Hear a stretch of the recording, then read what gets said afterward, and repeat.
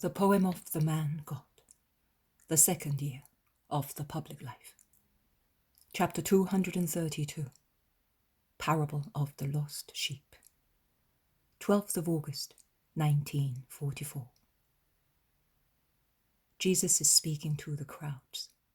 Standing on the wooded embankment of a little torrent, he is addressing a large crowd spread in a field where the corn has already been cut, and the burnt stubbles are a distressing sight. It is evening, night is falling, but the moon is already rising.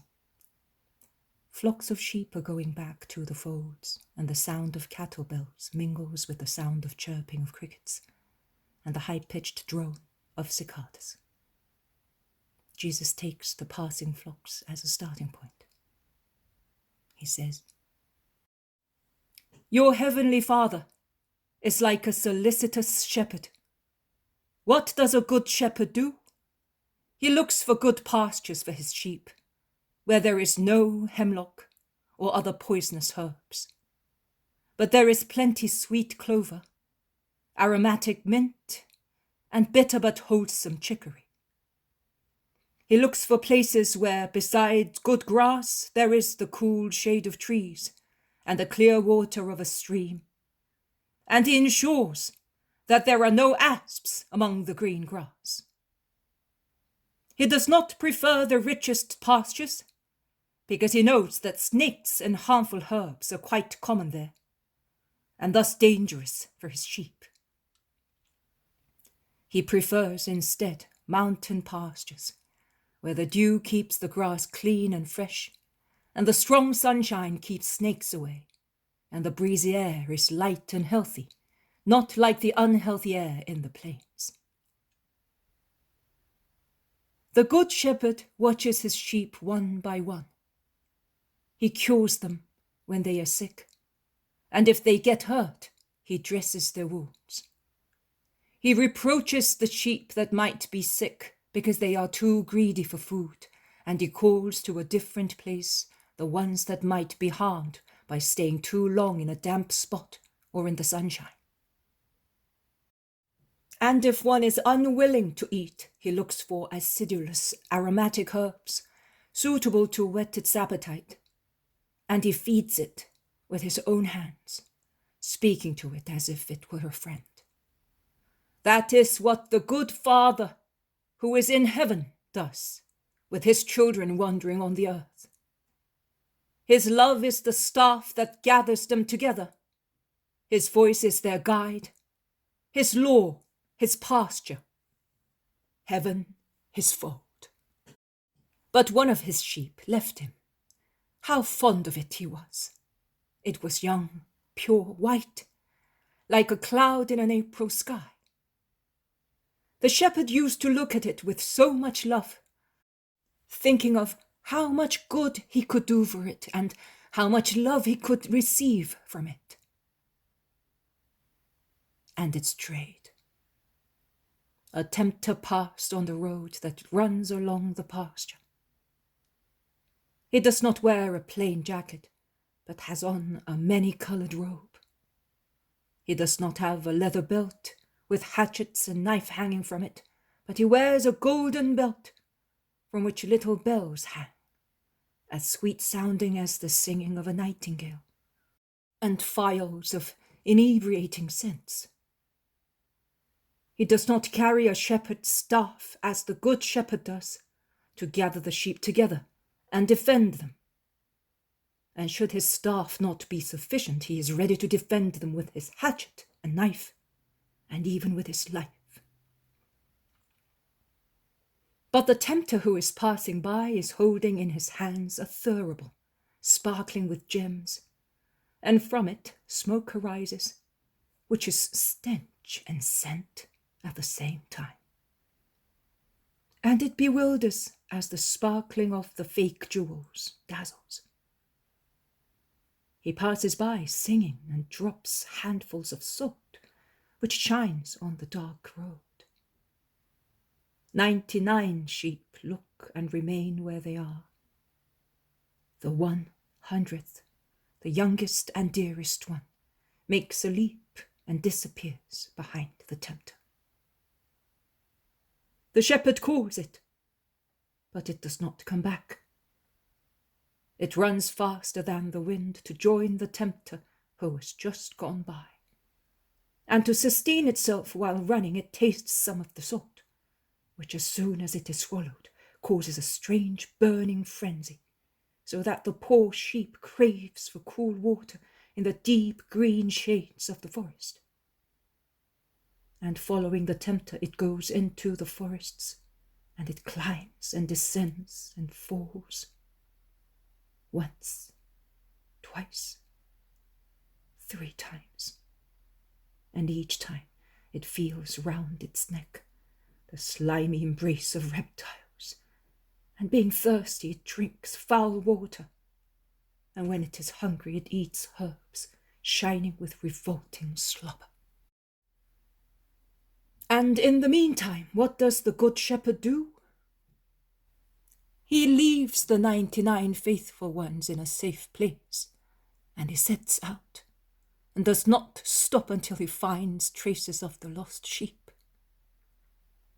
Since it does not come back to him, although he calls it in a loud voice, begging the wind to carry his call to it, he goes to the sheep. And he sees it from afar, intoxicated in the coils of reptiles, so intoxicated that it does not feel nostalgia for the man who loves it. On the contrary, it mocks him, and he is aware that it is guilty of entering, like a thief, the abode of other people, so guilty that it dare not look at him. And yet the good shepherd does not become tired, and he goes on looking for it all the time, following its traces and weeping when he loses them. Strips of fleas, traces of its soul, traces of blood, various crimes, filth, proofs of its lust. But he goes on and reaches it.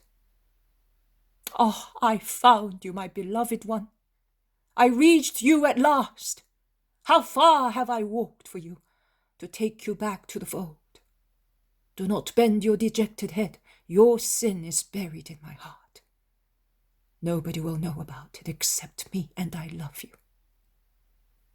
I will defend you from the criticism of other people. I will shield you with my body to protect you against the stones of accusers. Come. Are you wounded? Oh, let me see your wounds. I know them. But I want you to show them to me with the confidence you had when you were pure, and you looked at me, your shepherd and your God, with innocent eyes. There they are. They have all the same name. How deep they are. Who inflicted these very deep ones in the depths of your heart? It was the tempter, I know. It is he who has neither staff nor hatchet, but he strikes more deeply with his poisonous bite, and after him the false jewels of his thurible strike, the ones that seduced you by sparkling, and they were hellish sulphur brought to daylight to burn your heart. Look how many wounds, how much torn fleece, how much blood, how much bramble. Oh, my poor little disappointed soul. But tell me, if I forgive you, will you still love me? Tell me, if I stretch out my arms to you, will you come to them? Tell me, do you thirst for good love? Well, come and be born again. Come back to the holy pastures. Weep. Your tears and mine will wash the traces of your sin.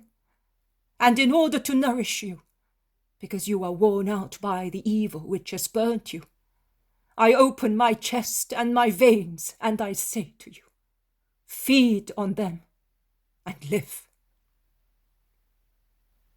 Come here that I may take you in my arms. We will walk faster to the safe holy pastures. You will forget everything of this miserable hour, and your 99 good sisters will rejoice at your return, because I tell you, my little lost sheep, which I have looked for coming from far away, and I reached and saved, I tell you, there is more rejoicing among the good for one who was lost and has been found than for 99 just who never left the fold. Jesus has never turned round to look at the road behind him and on which Mary of Magdala has arrived in the dim light of the evening. She's most elegant, but at least she's dressed, and she's wearing a dark veil which conceals her features and figure. But when Jesus continues his speech from the words, "I found you, my beloved one," Mary hides her hands under her veil and weeps, softly and continuously.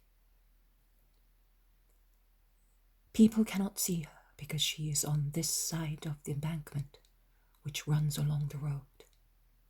Only the moon, now high in the sky, and Jesus' spirit can see her. And he says to me,